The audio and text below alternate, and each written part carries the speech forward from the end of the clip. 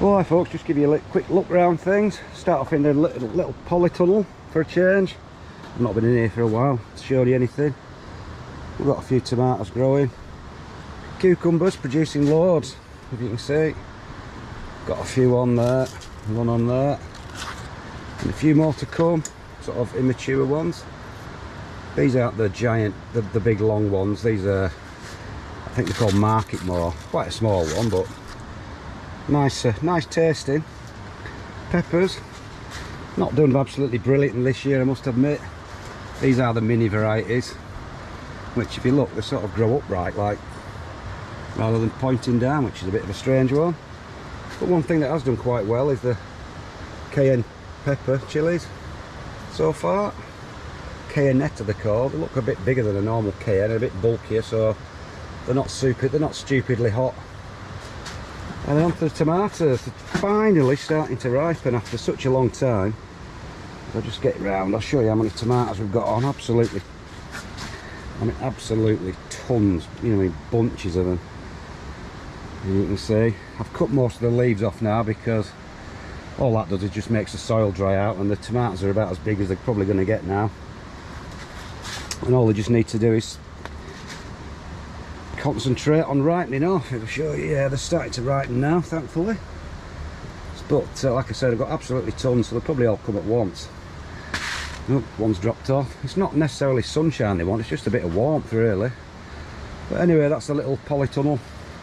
Things are doing okay. We'll nip up to the plot, I'll show you how things are going up there. Alright then folks, I've got my shallots drying off, and in like the shed at the back of our house, storage shed. It gets warm in here, it's got a tin roof. I've got a fan blowing on them, as you can see, just when the sun comes out, when it's a little bit warmer, just to dry them off. And they're starting to brown off a little bit now, starting to ripen up, and the leaves are starting to shrivel up a little bit. So it'll take a few weeks, and then they should be good to harvest, sorry, to store properly. Likewise, the garlic's been drying out in the pottery, because it's always nice and warm in here. I've left a few of the sort of some longer stems on, because I'm considering plaiting these, or stringing them up anyway. As you can see, I've had a really good crop. That's the size, that's a tennis ball. There's quite a few round about that size, so it's been a really good crop of garlic this year. Well, hi folks, just nipped up to the plot now. As you can see, the sky's looking a little bit angry, so I better get on before it absolutely throws it down. So what have we been getting up to in here? Well, I've finished, the peas have all finished, so I've stripped all those out. I've sown a couple of rows of turnips in the place there, which should be ready in about 6 to 8 weeks, I would imagine. Just been cleaning everything up really. Got the old courgette still powering away. Found a really good recipe to use them. Courgette, chilli and carrot soup, believe it or not. Really tasty actually, surprisingly. So I've got plenty of nice courgettes coming. This is where the shallots were all pulled up the other week. All cleaned up again there, weeded and everything. So all we've got in this bit, because this is where the onions came out. They're sort of giant onions just sat there. They're not as big as the ones in the polytunnel, but they're just something, just a bit of curiosity really. And then we've got the fourth lot of spring onions there, ready to go when the third lot get eaten. So we're going into this bit. This is where I grew my first lot of lettuce. They've all finished now. Still got some rocket from the first batch. This is where the second lot of lettuce were, getting down to the end of those now. That's the third lot there, so we'll be starting to take those. And then I've just planted my final fourth lot of lettuce out now, which should see me well into September, October time. So should have a decent, you know, continual crop. If I look at the potatoes now, I think we have got the blight, as you can see on the leaves. We've got some blight on those. I think those are the well, I've only got 2 pots of the earlies left, so that's not a big deal, because I can just get those up and eat them. The sarpos at the back don't look to have been affected by them, thankfully, which is one of their advantages. And especially with the blue Danube are a really high tuber blight tolerant, so even if you do get it on the leaves, it doesn't affect the tubers too much. So I'll just keep those growing for ages, the later ones, and we'll should be harvesting the first earlies or second earlies soon, like I say, because they've got blight. Still rose, just keeps powering leaves, powering flowers out. Can't believe it really. So this is my little wildflower bit. It's all just about finished now. All the sunflowers are finished. I'll keep them on to dry out so the seeds can be sort of food for the birds and things. But other than that, it's just about packed up. So into the polytunnel, this is where I've put all my onions to dry. On a rack, as you can see, all the leaves have really started to shrivel up with the little bit of, any little bit of sunshine you get increases it in here, so they get a nice lot of heat to really ripen them up. So probably only be a couple of weeks before they're really shriveled up enough to cut all the leaves off and get them into storage. So these are the giant onions, still growing, still looking all right. Put my hand in to give you a bit of perspective. Quite big considering how small the pot is. I measured it the other day and it was about 23 inches in circumference, so I would say it's probably getting on for three to 4 pound, that. Maybe 4 and a bit with the leaves, but like I said, still got plenty of leaves, still looking healthy. So we'll just keep them growing as big as possible until everything flops over, and then we'll give them away and see how much they weigh. Like I said, my main objective was to try and get anything near a 5 pounder, which I think maybe I possibly could do, but if it doesn't happen then it's not a big deal. So the French beans are coming to an end now. I've been picking them every other day nearly. If I zoom across, look at them.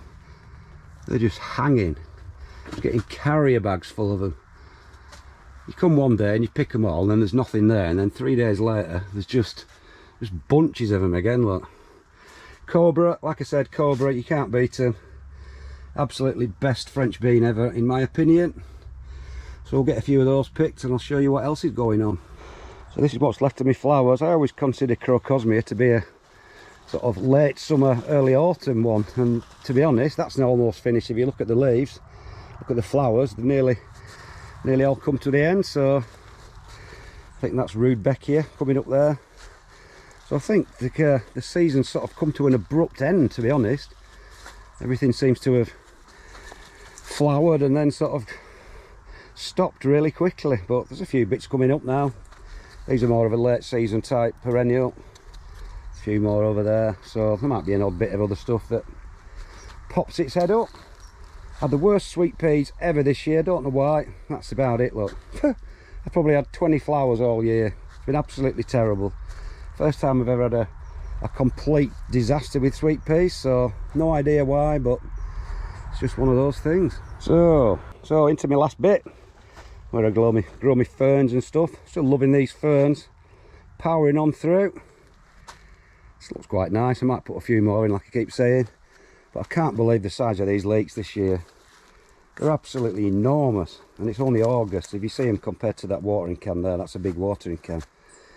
I mean, they're ready to take now. They're about probably an inch across at the shafts, and that's only can be because I've planted them in soil which I put absolutely tons of horse muck on last winter, and it wasn't even rotted horse muck, it was totally fresh horse muck, and it just washed into the soil over winter, and that's the result. Never had leeks as good as that. Not a sign of any going to seed either, so looking pretty good. Those cabbages, red cabbages, still plugging away. I don't know whether you can see through this mesh, but there are some hearts, probably about the size of a grapefruit now. Yeah, you can't see, that's the trouble with this weather, with this sun on it. But yeah, they're doing all right, still clean as a whistle.